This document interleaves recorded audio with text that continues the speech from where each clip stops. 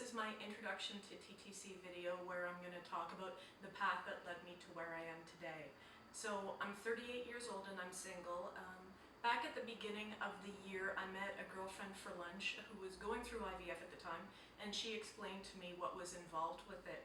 I'd always wanted to have kids, and she recommended to me that I make an appointment with the fertility clinic to at least go in and get the testing done to find out if I was a candidate for IVF or if IUI would be possible, or what methods I could go through to have a child on my own.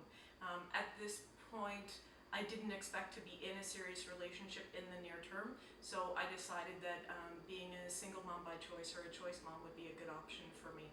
So I went into the clinic. I got my appointment for April 29th of this year, 2012.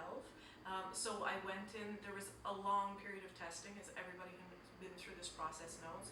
So it took about 6 months to get my final diagnosis, which was that all my blood work came back fine, but that I had diminished ovarian reserve with 2 to 3 follicles per ovary, and also that my left tube is blocked and my right tube is dilated. IUI wasn't an option for me because of my tubal issues, and also with my diminished ovarian reserve, it was a strong indicator that IVF would have been the best option for me regardless. So we skipped IUI and went straight to IVF. It was a bit of a shock to me at the time, but I was open to what was involved. Living in Quebec, IVF is covered by the government for the first 3 times, and at my age you can have 2 embryos implanted per egg transfer when it's covered by the government.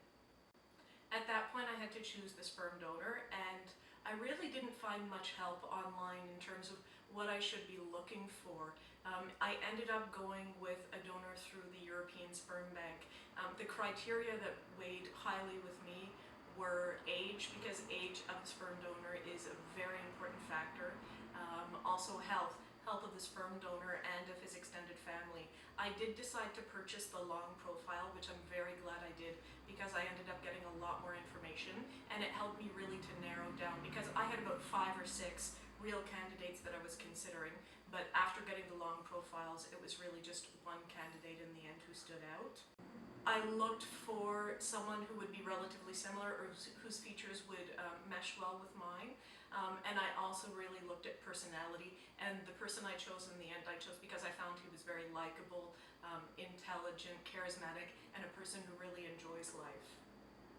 My plan is to try for 3 fresh cycles and as many frozen cycles as I can have based on the embryos from the eggs that are harvested through the egg collections of those 3 fresh cycles. My number 1 recommendation would be to go into a clinic and get the testing done, so at least you're aware of what your situation is, what your fertility issues are, and what the best options for you will be, so you can make the most informed decision possible. If you have any questions, please feel free to comment on the video or to message me directly, and I would be more than pleased to guide you in whatever way I can. Thanks guys, and have a great day!